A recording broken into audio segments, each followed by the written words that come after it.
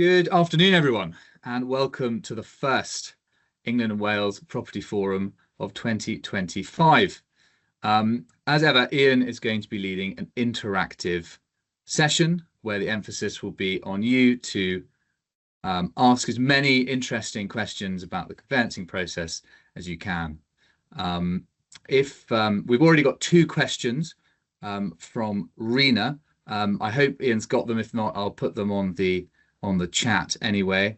Yeah, please and I do, hope she's here. But if not, do not worry, because I'll be sending out all of the slides and the recording to everyone afterwards, and for those who need assistance and couldn't make it.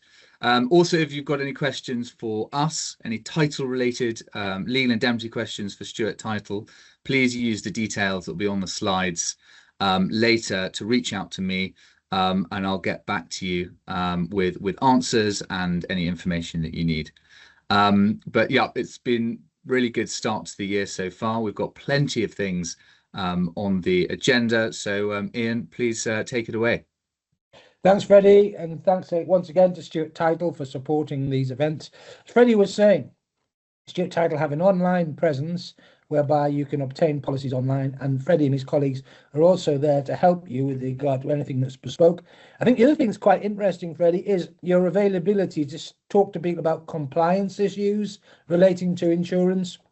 So I think your colleague Robert is able to go out to firms and talk to them about what they need to do to make sure they're fully compliant when proposing insurance with regard to defective title. So I think from what Robert was saying, Freddie, you're happy to go out to firms or talk to firms about needs and requirements with regard to that. Yes, we offer all sorts of training, IDD training, compliance, and basically we can visit you in your office if that suits, or of course online through Teams if that's better. But we're a traveling team, so if that'll suit, we can definitely come in. Fantastic. Thanks very much, Freddie. So yeah, if anyone has any questions, feel free to use the chat facility. If you could put those two questions in the chat for me, Freddie, that would be fantastic as well. But I've got some topics that I would like to talk about. I know Zara's just mentioned something immediately about fraudulent EWS1. We'll come on to that in a moment as well. Freddie's contact details on the slide. If you have any issues with regard to title indemnity insurance that you want to discuss, use the chat facility or feel free to contact Freddie, who I'm sure will be able to assist you. And my topics, I always mention useful websites. I'll come back to that in a moment or two. My topics that I want to talk about, first of all, was CQS, standards and documentation, and the need to ensure that your CQS documentation, your policies, risk assessments, etc., are kept up to date. It seems to me that firms are very switched on as to having policies and the need to ensure that members of the team are aware of policies, etc. But what about keeping them under review? There's lots of firms I work with and organizations that I work with that seem to do a lot of CQS training and provide a lot of CQS support. So you can outsource it. But I was just interested to know how frequently firms are reviewing their CQS documentation and also their risk assessments. With regard to risk assessments, it's all well and good having a policy relating to risk assessment, but number one, if the types of work that you're doing change, and or if you have a situation where you're encountering new types of work, then what you should be doing is making sure your risk assessments are modified to deal with what you're encountering. So, for example, a firm that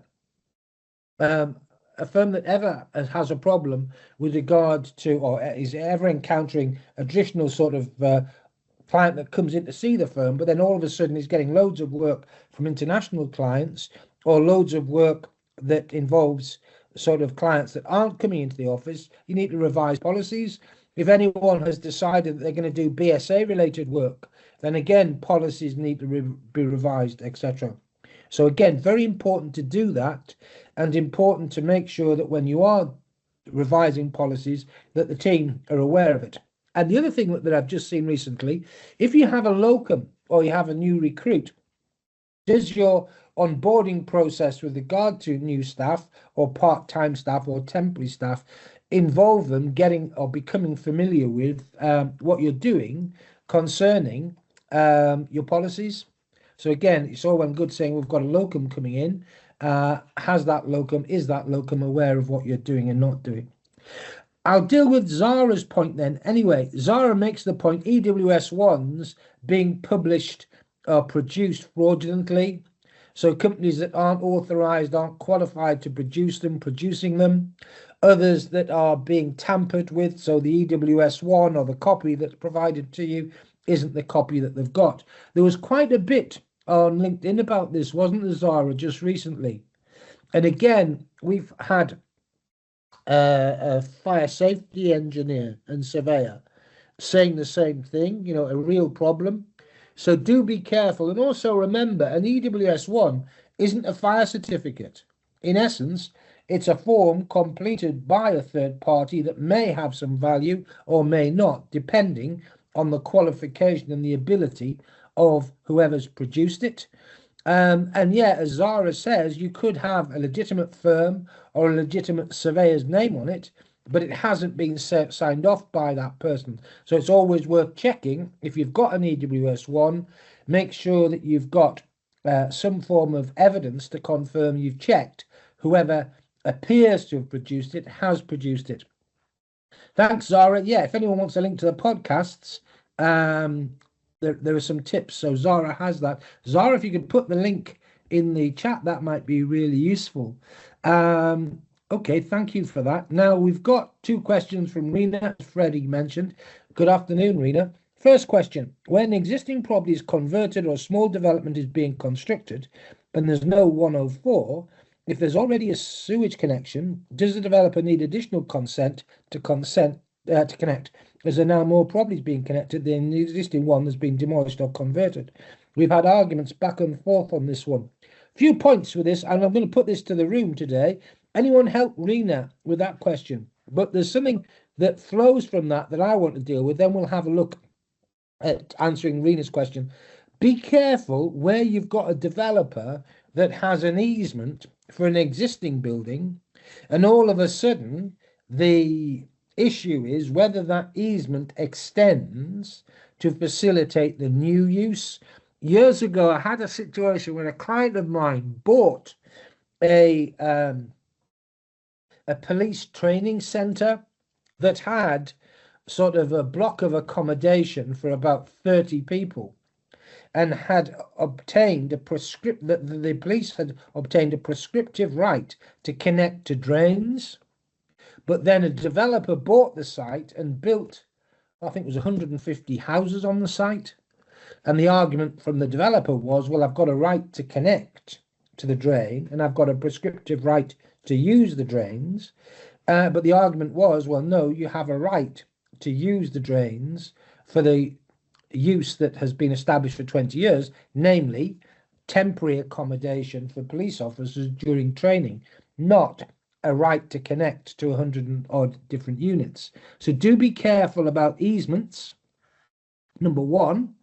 And number two, this 104 agreement, okay, if there's already an existing sewage connection, does the developer need additional consents to connect? Is there now more properties being connected than the existing one? Well, I think it depends on what the 104 says, doesn't it? That would be my argument. But my default position would also be on this, Rena, that you would need additional consents given that the use is altering or the intensification of use is altering. But what does everybody else think?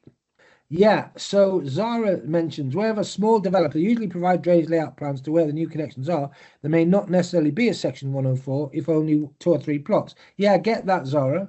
But it's in this particular question that Rena's asking for, is this issue about intensification of use. And as I say, I would look at your 104 very carefully. And if in doubt, I would ask for consent, just to be safe. Yeah, further consent. Hi, Sean. Thanks for that. That's great. Anybody else got a view on it? And then the second question that Rena asks, does anyone ever get anything back for inquiries about mains water connection agreements? Anybody encountered anything with that? Rena, I'm assuming that you don't get anything back and it worries you. So if you don't get anything back, there's two things really that flow from that, Rena. One, make sure your client is aware that you've asked and that you haven't had anything back. If you do get something back again, and you're not, and it's technical or complex, make sure the client understands your limited role as a conveyancer. Yeah, okay. Developer can usually provide letter from water authority. Thanks for that, Zara. Don't ever get anything back for inquiries about mains water connection. So Zara, you're saying that with regard to inquiries, just get something from the developer, and who in turn gets it from water authority. Okay.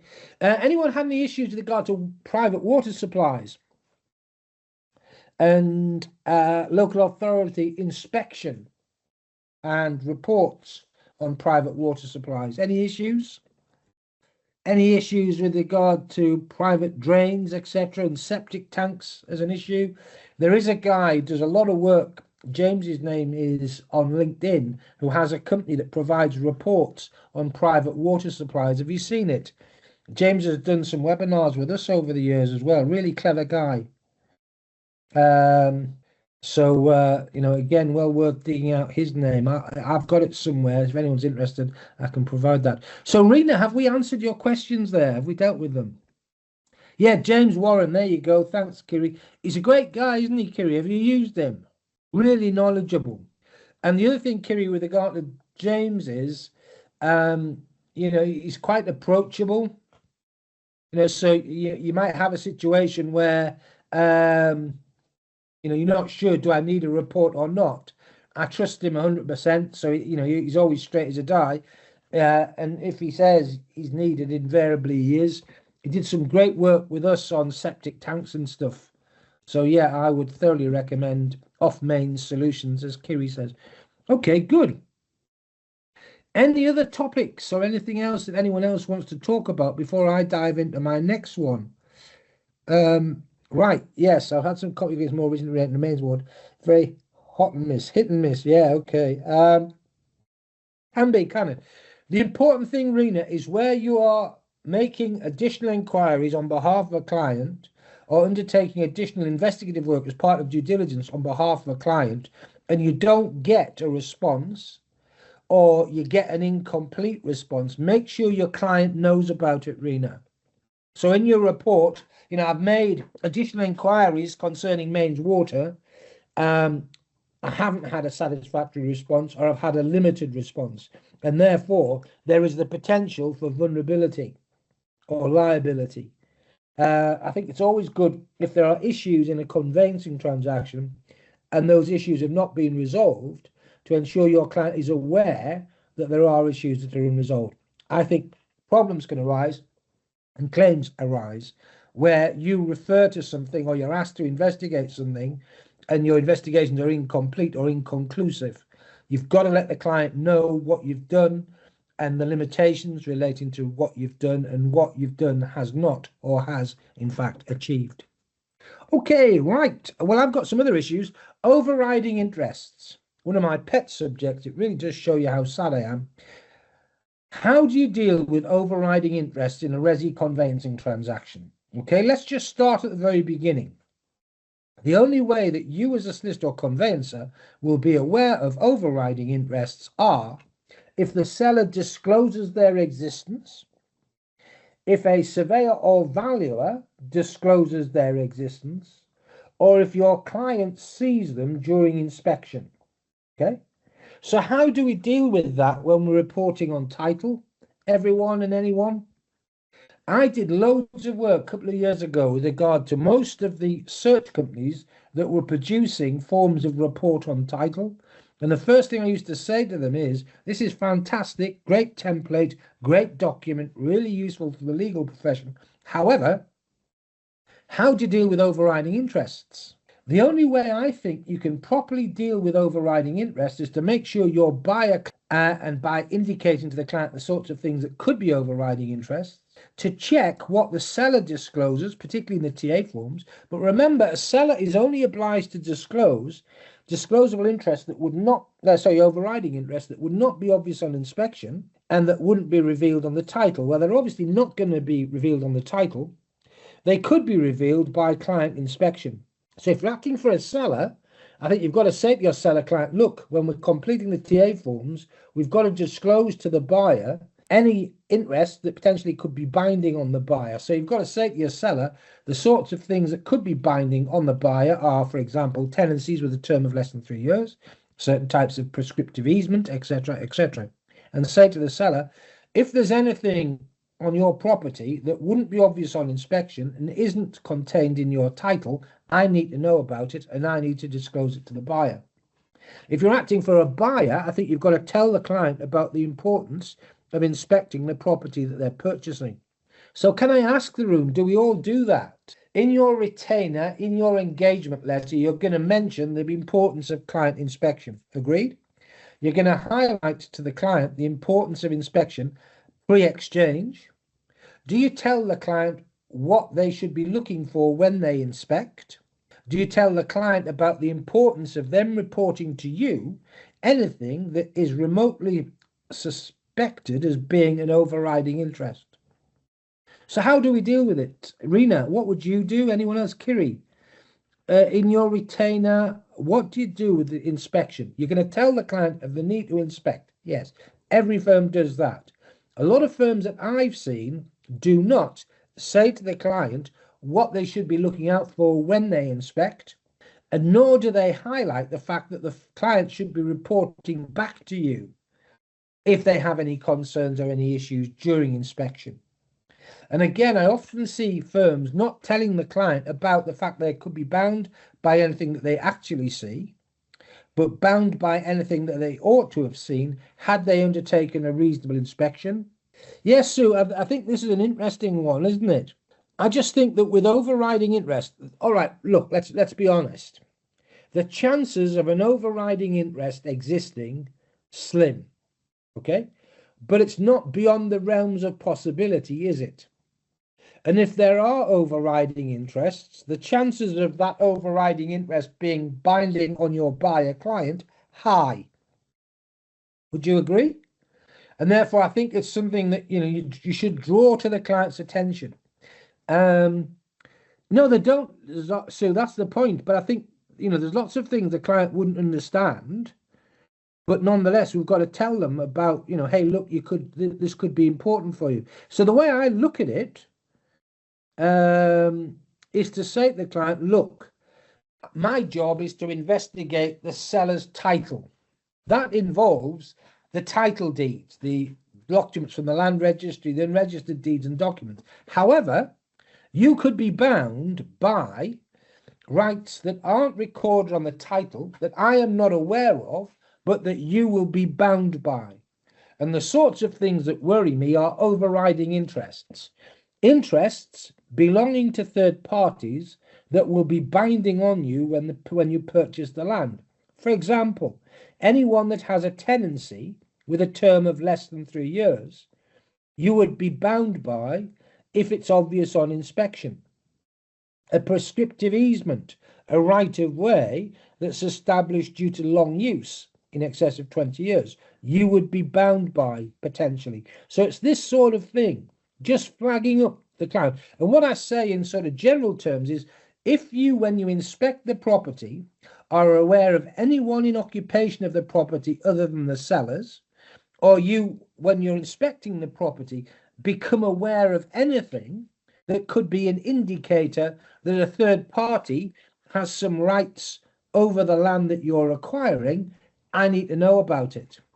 And I think the other thing that you could do is say to the client, in addition to that, that if you are aware of any rights that the seller is currently enjoying over other properties, I need to know about that as well. In particular, I talk about informal rights or informal arrangements. I need to know about it. Zoe, thanks so much for this. This is really useful. Okay.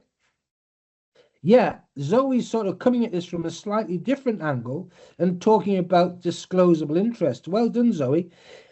Remember, if your client fails to disclose an overriding interest to the land registry on an application to register a disposition at the land registry, there is an argument that your client has not behaved as a reasonable proprietor of a registered title would do. And there are consequences as a result of that. So if your client is aware of an overriding interest at completion, and your client fails to tell the land registry about that overriding interest, then your client is deemed to have behaved unreasonably.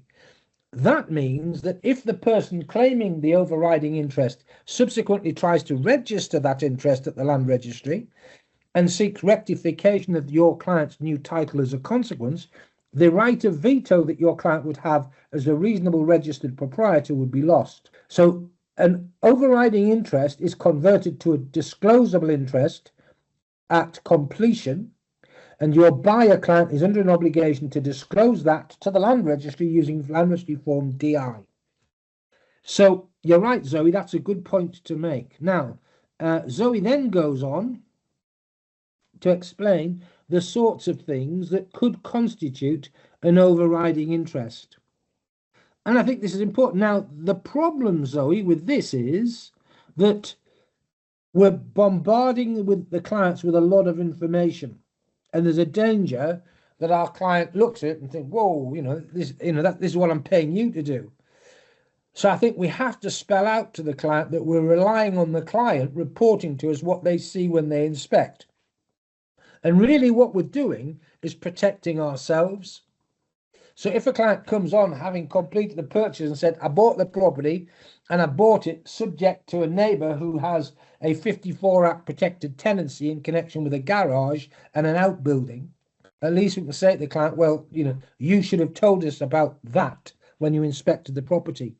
So Sue, hi Sue, 3-page report to the client and received a phone call asking if they need to be concerned with. Do they need to read it? Yeah, I think they've got to read it. I've seen in the past firms use disclosable interest or overriding interest questionnaires that they send out to the seller. Now, in a commercial transaction, that might be used. I don't think I've ever seen that being used in a resi transaction. Has anyone? So I've never seen in a resi transaction a buyer's solicitor sent to the seller's solicitors a disclosable interest or overriding interest questionnaire. Yeah, they don't read it. But the point, Sue, is, one, it's been sent to the client. And two, I think the important thing is that you say to the client, unless the client confirms to you that they haven't read it or they have read it and don't understand it, you can say to the client, I will assume that you've read it and understood it. That's how I cover that off, Sue and Zara. So I'll say that again. I'll send a document to the client. I'll say, unless I hear from you to the contrary, I'm going to assume that you've read this, you've digested it, and you've understood it. If you haven't, let me know. And I also say to clients, if you have any questions, let me know. And the reason I do that is so that if the client comes back at a later date and say, well, I didn't read it or I didn't understand it, I can say, well, hang on a minute, I invited you to tell me that 3 years ago when you bought the property and you didn't. So I think that provides a means of escape with regard to a negligence claim. Just simply sending a document out to the client, I think is potentially dangerous on the basis, do we know the client has received it? Do we know the client has read it and understand it? Sean, it's in the TA6, but we still do see them completely by the seller from certain firms. Yeah, and remortgages, Gemma, seen it there, definitely. Yeah, and they do only read it if there's a problem later on, Zara, that's right. But as long as you've said to the client, I'm assuming you've read it, we're assuming you've understood it, etc., etc. I think you're covered. Roy, hi Roy. 3 pages isn't long, including an executive summary as well as key points. I think that's a good thing. I think the other thing with this, of course, folks, is highlighting client objective and drawing the client's attention issues that you identify relevant to that objective. I think that's a good way of dealing with things. And I think using interim reports as well. So when asking the client to confirm they've inspected the property, you could then say in the report on title, I asked you to inspect. You've told me that you have inspected. I asked you to report to me anything that you saw when you inspected. You tell me that there was nothing of consequence or whatever. I think that's the way you cover that off. But again, I repeat, the risk of an overriding interest existing is low, but the consequences significant. Okay. And we've got obviously the point of being bound by the overriding interest. And then we've also got the point that Zoe alludes to, the obligation to the land registry. And I repeat the point I made earlier. If someone applies to rectify or amend a registered title, the general rule is that the registered proprietor's consent is required, unless, in the interest of justice, it should be made in any event. But the right of veto that exists in favour of the registered proprietor can be lost if the registered proprietor has failed to behave reasonably as a proprietor. And I think it was in Practice Guide 49 going back, there was an example of where a registered proprietor would be deemed not to have behaved reasonably. And it was where an application to the land registry was submitted and the applicant was aware of something that wasn't on the title that could potentially be binding on a buyer for value, an overriding interest being the obvious example. Okay, I think we've exhausted that. Again, how many people attending today are using electronic reporting on title systems and processes where data and information is being migrated across? Again, all of them, I think, have their benefits as a sort of checklist or a reminder. I haven't seen any that you could say, well, right, I can put my feet up now as a conveyancer and I don't have to worry about what I do with regard to report on title. It's all done for me. And I think, to be honest, even with artificial intelligence, there's always going to be a need for you to check the information on your file. In addition to that, I think it's always necessary for you to highlight to the client, as we were saying there, in some form of summary, these are the things that are really important given your objective or given your intention with regard to this property that's being acquired. Good. Yeah, Zara, getting through to people is an issue, isn't it? Really is an issue. How you do it, I don't know, but there's got to be a way of making sure clients get the message. Okay. Without, and I think this is the other thing, without annoying clients on the basis that, well, there's two ways you annoy them. One, you bombard them with so much information that they can't digest it. Or two, you provide them with information knowing that the client's then going to look to you for assistance and guidance. And, I've heard clients say in the past, well, the reason that you've done that is to justify your fees. And all you're doing in providing me with this information is protecting your neck and your firm's neck. Yeah, Zara, again, digitization isn't the panacea, isn't it? It isn't the fix. Yeah.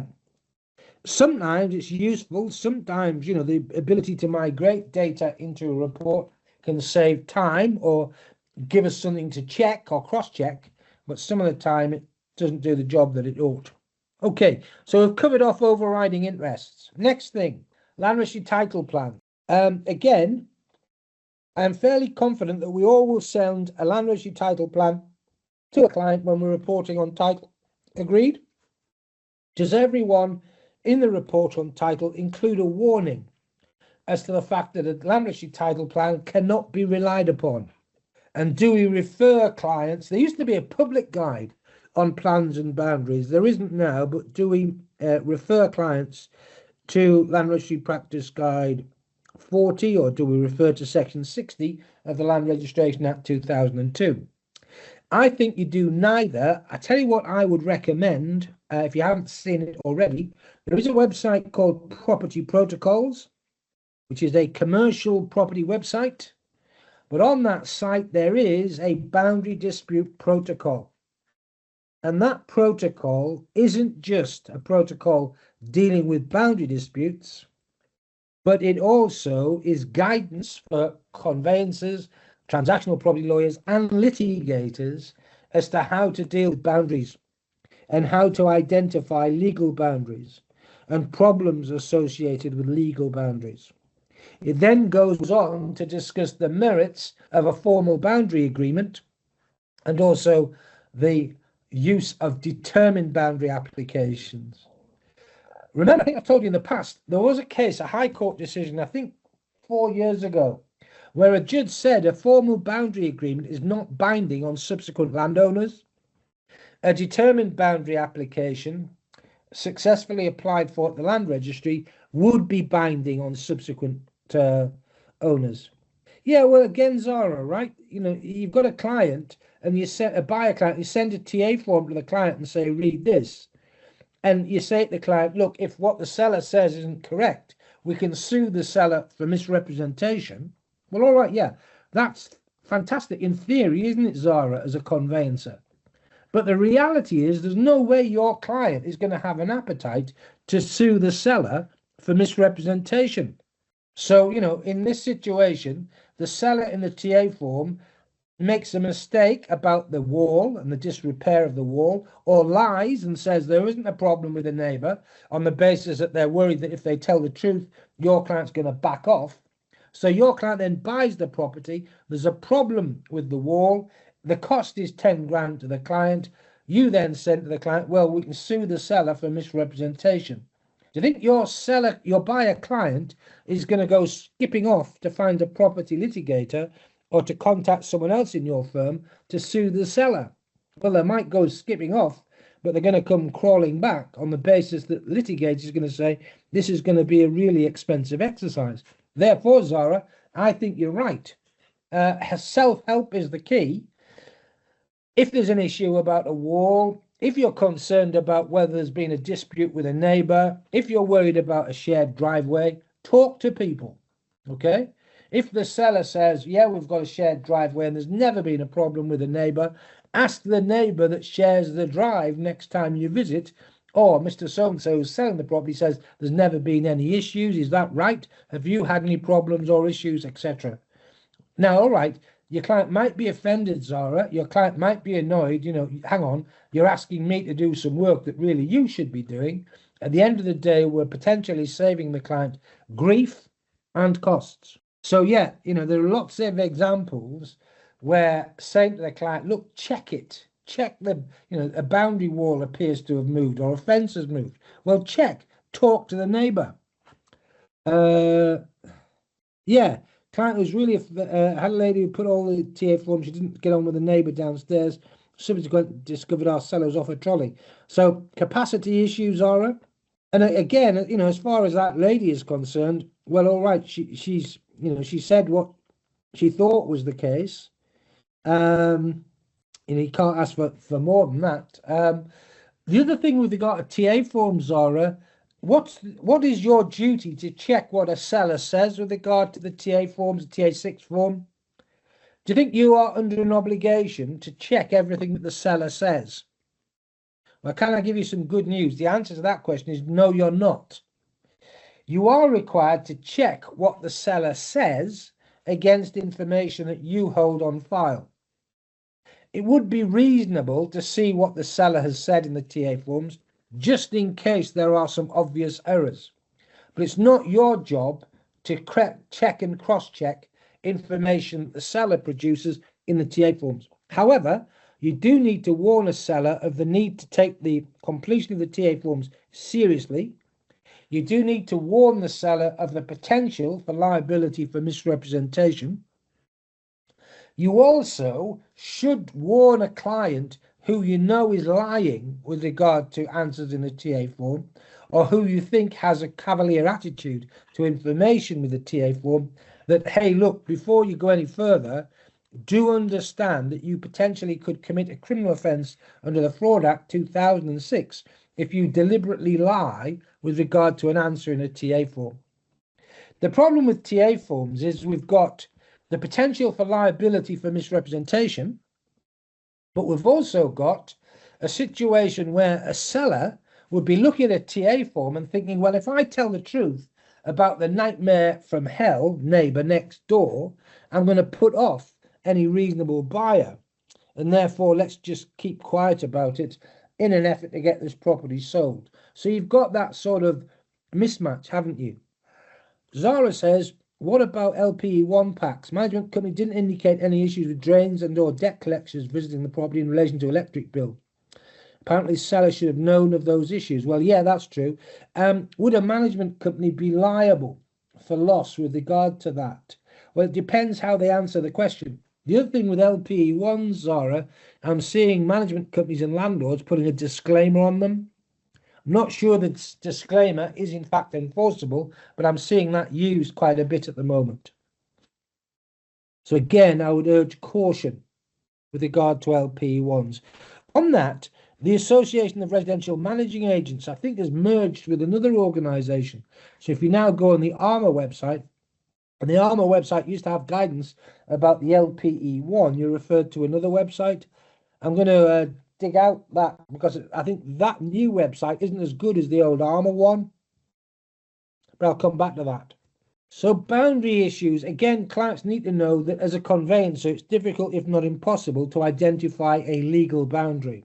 So a legal boundary could be a fence, it could be a wall, but the actual legal boundary is a pencil line that separates your title from my title.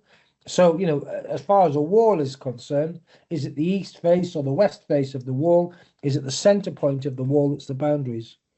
Yeah, the Property Institute. Thanks, Zara. And the Property Institute now has a website, but I don't think it's as all-encompassing as the Association of Residential Managing Agents website was. Okay, next point I've got on the slide here, watch out for adverse possession claims. Slightest hint of a boundary moving or being moved in the past, slightest hint of neighbour disputes, neighbour encroachment, anything like that, alarm bells ring. The Land Registration Act 2002, generally, Schedule 6 in particular, makes it relatively simple for an adverse possession claim to be successfully made. Remember, with regard to adverse possession, you cannot claim adverse possession if the paper title owner is suffering from some form of disability. So if the owner of registered land is suffering from dementia, it is not possible to bring a claim for adverse possession on the basis that the registered proprietor suffers from a disability. Same thing applies to dissolved companies. And the other thing with adverse possession to watch out for is if an adverse possession claim has been made to the land registry, but that adverse possession claim did not succeed and was not concluded, the adverse possessor, or the potential adverse possessor more accurately, can wait a period of 2 years and bring a second application. And if they're still in occupation of the land, their second application is bound to succeed. So do watch out for adverse possession claims. It continues to cause problems. There's I think there was a Supreme Court case just recently on adverse possession. There's been a few cases recently where you've had neighbour encroachment. And remember, if you've got neighbour encroachment on adverse possession, the applicant has to have a reasonable belief that the land belonged to them. And remember, the argument has been, well, if you had a reasonable belief that the land belonged to you, you wouldn't claim for adverse possession. That issue is now being resolved by the courts. Next point I want to talk about is SDLT. In the good old days, when I first started doing this stuff, there was a guy called Paul Clark. Paul's a dear friend of mine. I think he's sort of semi-retired now. And I'm not sure to what extent he's offering consultancy work with regard to SDLT, but he used to be my go-to person. I now notice there's 2 or 3 different companies that are giving advice on SDLT, all of whom, to be honest, have been pretty impressive. So how many people here outsource their SDLT work or SDLT advice? And the next question on that, I'm just having a look in the Q&A at the moment, see if there's any questions in the Q&A. Brian, hi Brian, I'm just going to have a look at this. Brian, this is interesting. So I'm just looking at Brian Johnson's question in the Q&A at the moment, then I'll come back to the chat. Registration being completed strictly in accordance with the document title produced and certified to be complete, for which the application was made in panel 3. Land shown coloured blue on the tax plan appears from the ordinance to be occupied with the property, but is not being included in registration. There's no documentary title has been shown to it. The excluded land is not registered. When an unregistered title has been registered for the first time. Yeah, there's an interesting point here, Brian. The land registry guarantee registered titles, don't they? but there was a paper written by a barrister called James Ballance from Maitland Chambers. I'll try and dig it out. James spoke at a conference where I was speaking. What he was saying was the guarantee from the land registry is for the centre of the site. They don't guarantee boundaries, and there's case law, isn't there, that determines what the boundary is. And what James was saying, from a practical perspective, you could say the meter within the title from where the boundary appears to be isn't subject to state guarantee. Right. Yeah. So I think I've covered off that point. Now I'm just looking towards the end of the question, Brian. In unregistered conveyance, a possession is good against the whole world except some with a better title. Once the title of the perpetrator has been extinguished by 12, the title is good against the world. Well, yeah, that's right, isn't it? Right. The person for identity probably concerned not to identify the whole point of the general boundaries rule. Yeah, right. That was therefore where the boundary lay in the date of root of conveyance, but it doesn't follow that that was where the boundary was on the date of sale.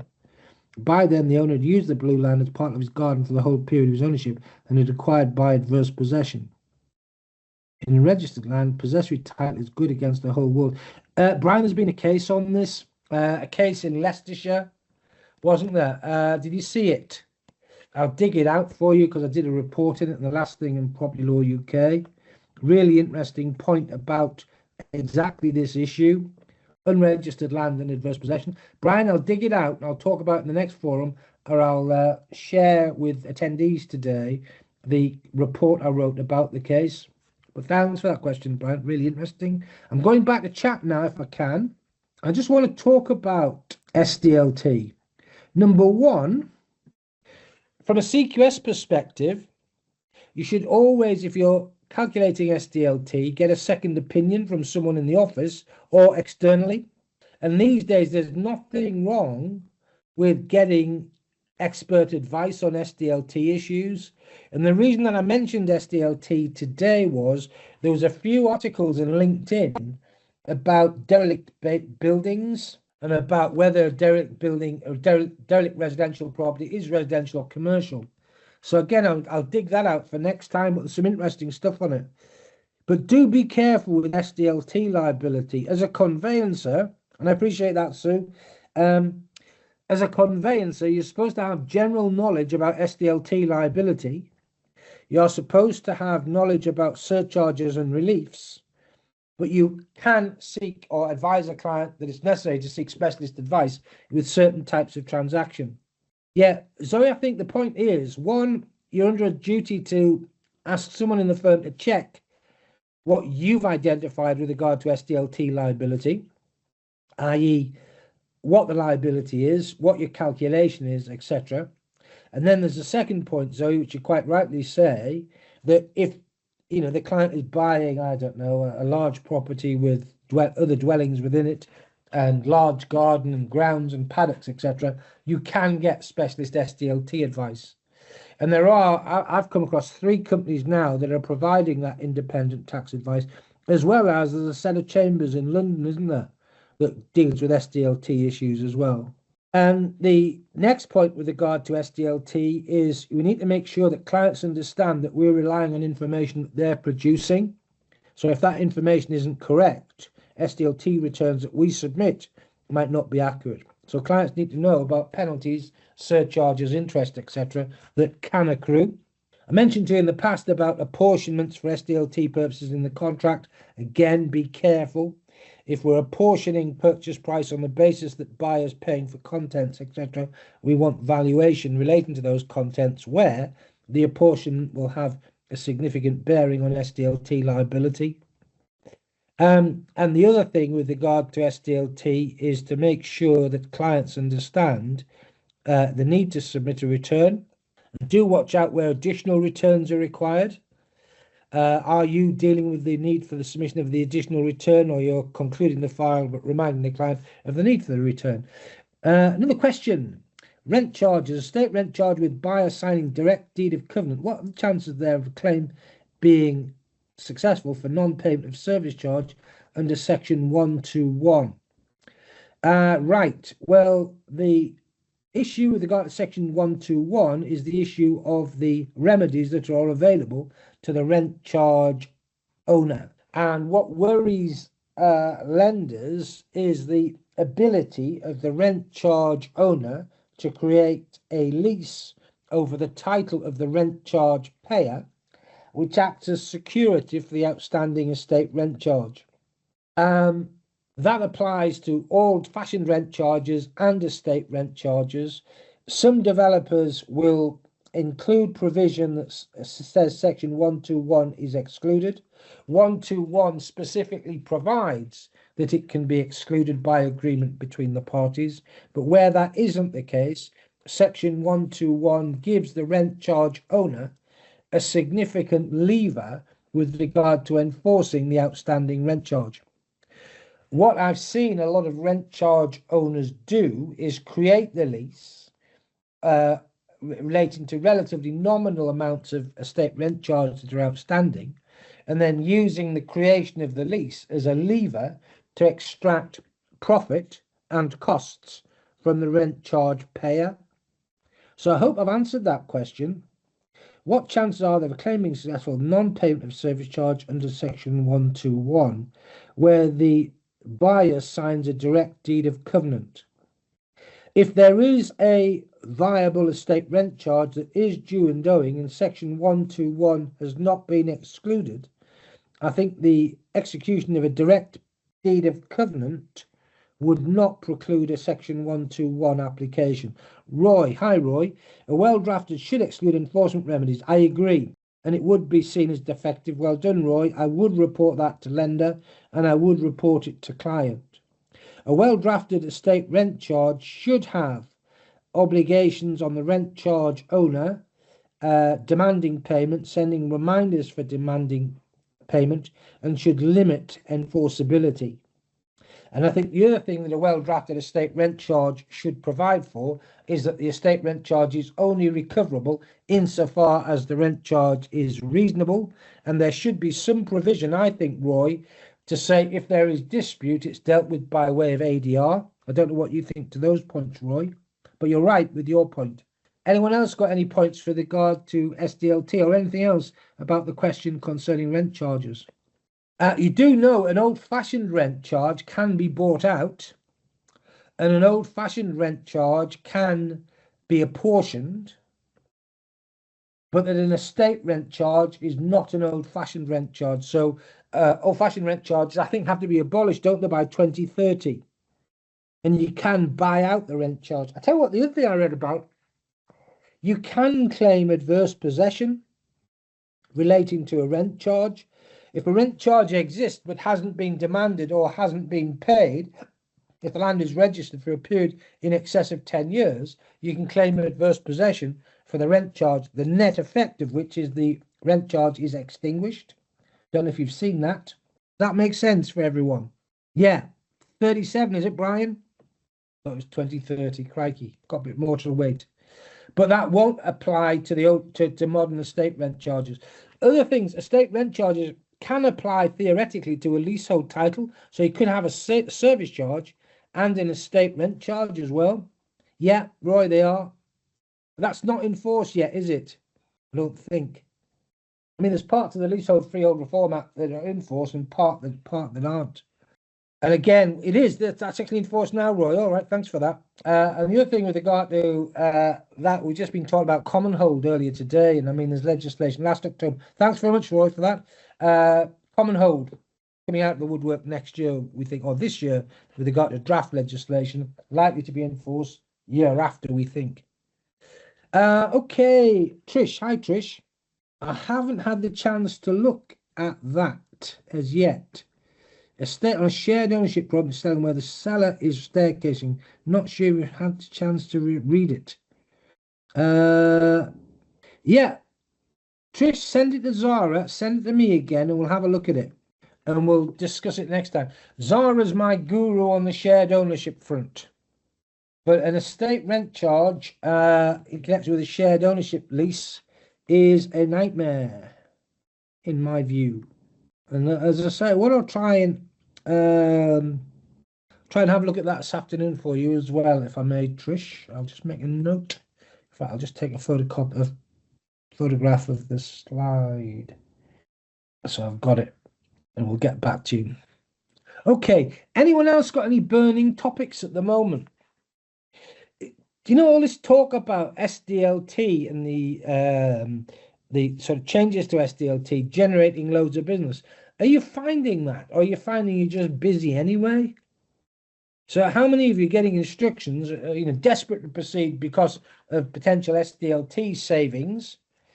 Or how many people are just finding we're busy because there's loads of transactions and the SDLT issue isn't really something that is pressing or concerning people? And there's another thing that I was thinking about. If there's loads of work about, and there seems to be, right, is there a lack of conveyancers? Because every conveyancer I seem to talk to is exceptionally busy. And you think, well, is there loads of demand for conveyancers, but very little sort of supply, new conveyancers coming board and lots leaving? That's what I think. I think people are so downhearted that they're just saying, hey, there's easier ways of making money than being a conveyancer. Yeah, I think that's a fair comment, Zara. Yeah, charging expedition fees on the basis that, hey, we'll try and get you over the line. But are you finding you're getting low? Yeah, lack of Stewart. Yeah, I see that. I mean, some of the questions that you wouldn't believe, some of the questions I get asked, just wouldn't believe them, and you think, crikey. So Stewart, you're right. But again, are we seeing just a lot of work and people are just, there's a lot of work because of a lot of work, not necessarily because of the SDLT issue. That's the point I'm really making. Yeah, AI, I think you've got to be careful with, Zara. Useful to an extent, isn't it? But again, it's a tool, isn't it? Nothing more than that. And I mean, the other thing with the SDLT deadline is how do we know we can get over the line in time? The point Zara was making, really. And then the last point on SDLT, there's two companies that I've seen with regard to SDLT. There was one called Compass that I've seen, and I was talking to someone who liked what they were doing. And there was another company recently that was introduced to me by Express Legal, search company that's on their platform I hadn't seen, but I saw that and I like the look of that as well. Have you seen it? And then there's a bigger issue here. Do you think we really should be outsourcing work with regard to SDLT? And another point to note, are you aware that the HMRC online calculator doesn't incorporate all the reliefs and surcharges? I think it incorporates 2, doesn't it? Someone said to me.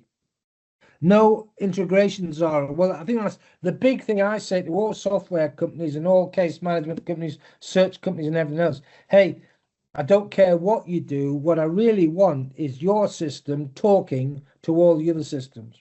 Because the number of times I see firms who say, look, we've seen a fantastic case management system. We've seen a magnificent system for reporting on title, but it doesn't talk to our existing search company, and we don't want to move search companies. So I think the person that has whatever service for lawyers that integrates with everything else is on a winner, or the person that creates a hub that enables everyone else's systems to integrate automatically, again, is on a winner. But I've never seen either of those things. I am conscious that we're just about up to 1:30. Anyone got any other topics or anything else to talk about for next time? I am going to finish, I think, and close at that. Just having a scout through the questions, etc., that we've looked at. And what I want to do, Trish, we're going to get back to you on your point, and we'll look at that in the next forum as well. Before I finish, Stewart Title are sponsoring loads and loads of conferences that we're holding. We've got one in March, I think it is, in Chelmsford. Free, come along if you'd like. We've got another one which isn't free. There's a small charge at a place called Grantley Hall near Ripon, near Harrogate, North Yorkshire. That's in April. We're then looking at lots of other conferences up and down the countryside, which Stewart Title our funding and talking about. Yeah, I saw that, Datanian ferns. Happy to talk about that, Brian. Really interesting case. Thank you. We'll do that. But anyone heard about the conferences that we're organising? Anyone like to come along? Got some great speakers and some great sponsors involved, so they should be really exciting events. If anyone has any sort of burning topics for training, let me know. We're just in the process of getting together what we're going to be doing for training for the rest of the year, so there's stuff on that that's interesting. Yeah, try and catch up in Bristol, or I'm trying to think where else we're going. We're all over the place, to be honest. What I want to do is to finish to say once again a massive thank you to everyone attending today. As usual, it's been really good fun, really interesting. Massive thank you to Freddie and Stewart Title. Freddie, as ever, really appreciate your involvement and your assistance in setting these things up. Everyone, Freddie's contact details on there. My contact details you've got. Really useful, as ever. Thanks, everyone. Thanks, Helen. Thanks, Zoe. Thanks, Sue. Zara, as ever. Brian, yeah, we'll talk about that next time. Great. Cheers, Amanda. Stay safe. Bye-bye.